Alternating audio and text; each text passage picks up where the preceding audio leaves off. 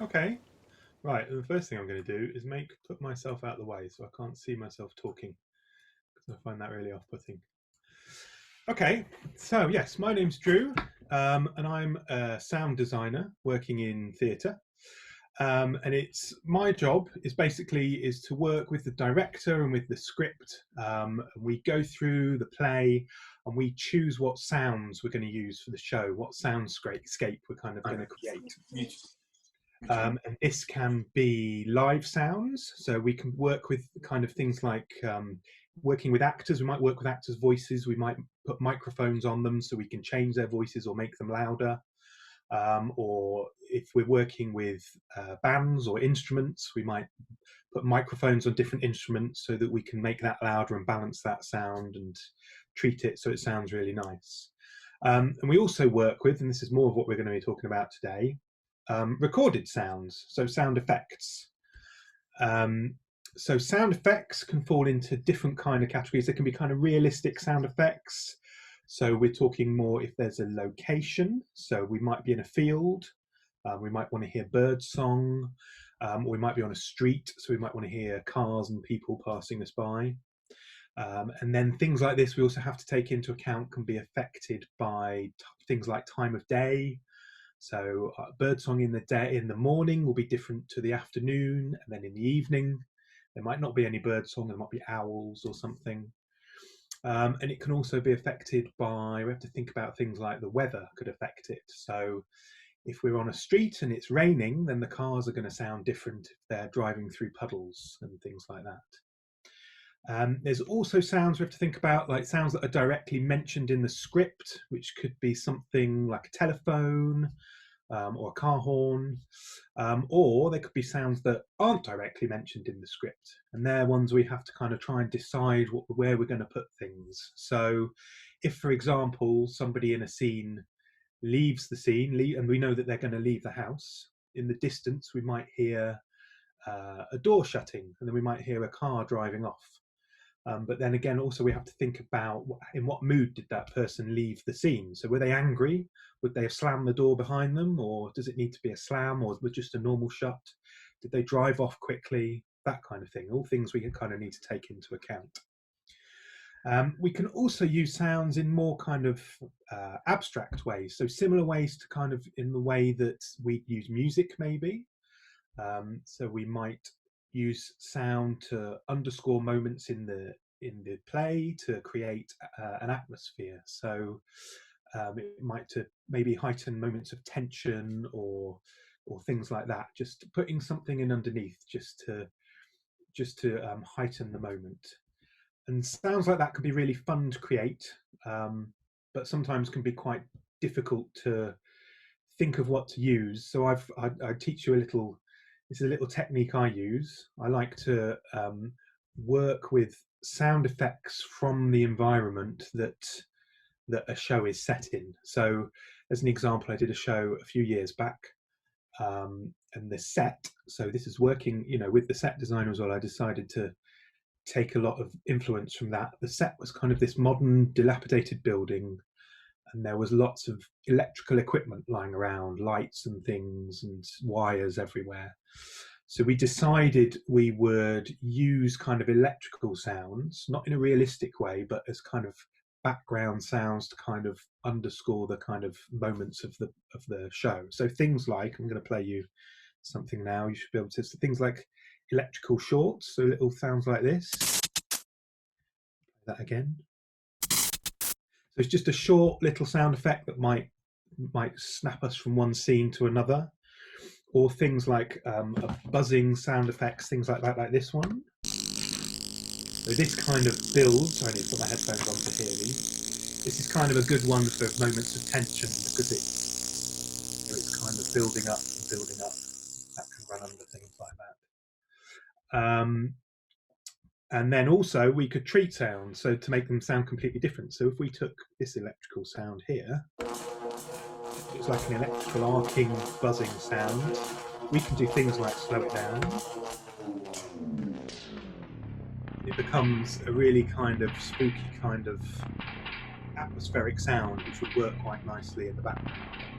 And the idea with sounds like this, stop that, the idea with sounds like this is that people might not realize it's there, and we kind of don't want people to realize it's there, but it's going to add to that feeling. So if it wasn't there, you'd probably notice, but the idea is for it to be in the background, and it's going to be subtle and just add something to it. So yeah, so as what we do as sound designers, a lot of what we do won't be heard by the audience, but that's what we try to do. We try to create that scene, not make it obvious. There will be sounds that are obvious that are meant to be there, but if there'll be other things running underneath that just create that feeling. So now that we've found all our sounds, we need to build our show. And we work in layers when we build sound as well. So the best way I can think to give you an example is it's like musicians work in layers. So they might record all their different instruments separately, and then they'll piece them together. And it allows us to be really flexible to go, okay, I want this bit a bit louder and this bit a bit quieter, so that we can create our scene. So I'll give you a little example now. So we'll start off. You should be able to hear some C. Can you hear that? Is that coming through? Kind of a oh, okay. Yes, yeah. It's coming through. Good. So we put some C in, and we might say, well, we're at the sea. Okay, let's put some seagulls in. So we have some seagulls, and then we think, well, we're on the sea. Maybe we're on a boat. So let's put ourselves on an old boat. So this is an old kind of tall ship. So there's a sound in there of boat hull in the water. We've put some creaking of ropes in. And then maybe we want to make the weather a bit worse with things, maybe there's a storm coming. So there's some distant thunder we'll add in on top. We'll start some rain comes in over the top of that. And we're just layering up here, creating more of a scene. We can add some more thunder. There's some wind in there as well. Now the rain is getting heavier. And then we're going to make the wind even louder, and we make the sea swell more. We're in more and bigger, it feels like we're more in a kind of storm. And we'll end with the big thunder.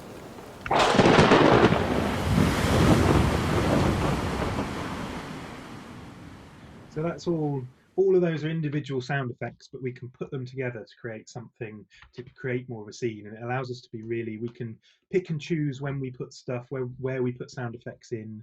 We're not just creating one long track, we're customizing it to the show, because the show's always going to be different every night. Things are going to time slightly differently. It allows us to be really flexible. Okay, so now let's have a look. Let's do some examples now. Let's have a look at our image from our book. So we've been working from The Red Tree by Sean Tan, and we've been looking, let me do the screen share thing rather than do this. Let's share that. So can everybody see this? See, is this shared all right? Brilliant. So yes, so this is our image that we're working with this week. Wonderful things are passing you by. And so we've got this window, and we've got the little girl behind the window, and then we can see the reflection of what she's looking at.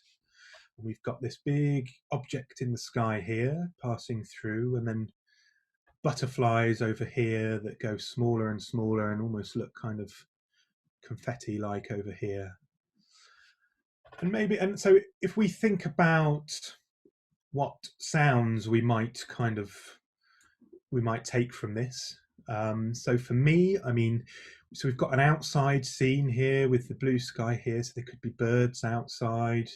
And then we've got this big object traveling through the sky, which for me, it reminds me of those kind of big parades with confetti or kind of ticker tape, one of those big blow up balloon blimp things they have in those big American parades. So it almost feels like there'd be the sound of celebration, of people cheering, and maybe music off in the distance somewhere. Maybe that accompanies that. But then also maybe we think about what sounds go with our little girl here. Maybe, because she's inside, is it boring inside? Is it do we feel sad about this? Do we feel that she's bored? Is there the sound of something like just a monotonous ticking clock in the background to highlight that? So there's stuff we can draw from that. I'm not gonna give you any. I'm not going to give examples to think about that, but we're going to have a little task using this to influence us later. This image. So we'll come back to that later. Let me stop sharing that. But I'm going to give you a task first, and this is one you can do wherever you are if you've ever got time on your hands. And I do this today because it's a really good way of training your hearing and to kind of pay attention to more of what's around you.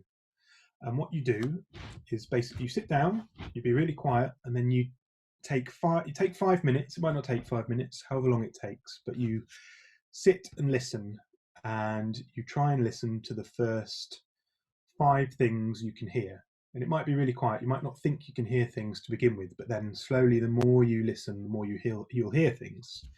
So here, if it's me sat here, I can hear, if I stop and listen, I can hear the bird song outside because I've got the window open. And I can hear a chainsaw, I think, somewhere in the distance. And if I move my hearing inside, I can hear the fans on my computer. And it's a really interesting experiment to kind of get you listening more, to get you, because a lot of the time we don't listen to things that are going on around us. And that's something we do as sound designers. As we need to listen more so that it can help us in doing our jobs. And if you're doing this with someone else, what you can do is you could, instead of playing I spy with my little eye, you can play I hear with my little ear. And you might find that you hear completely different things to someone else. It's quite an interesting experiment just to see what you each hear. I played it with my wife earlier while we were sat in a hammock in the garden. We both heard very different things. So now let's have a look at a little task we can take away with us to do. So going back to our image, wonderful things are passing you by. I don't think the image could be more appropriate at the moment, given that we're all currently stuck indoors. So if you've got time, it would be wonderful if you can do it. It would be lovely for you to go out and do a bit of sound collecting for us. And if we take our image, let me share again. We take our image as inspiration for this. So let's think I want you to think of 2 sounds, and I want them to kind of relate to the feeling let's take our feeling, what we get from our image. And for you, it might be different for me, than it is for me. So I get 2 feelings: the feeling inside and outside. The outside feeling is this kind of cheerful, happy atmosphere, and then the inside feeling is kind of either boredom or sadness or something that goes along with that. So as examples, I've got you some here.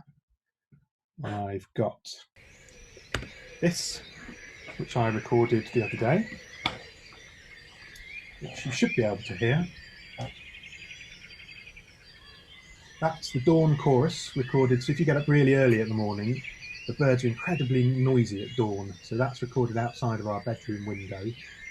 And yeah, from our house. And then, to contrast that, inside, I've got this sound. I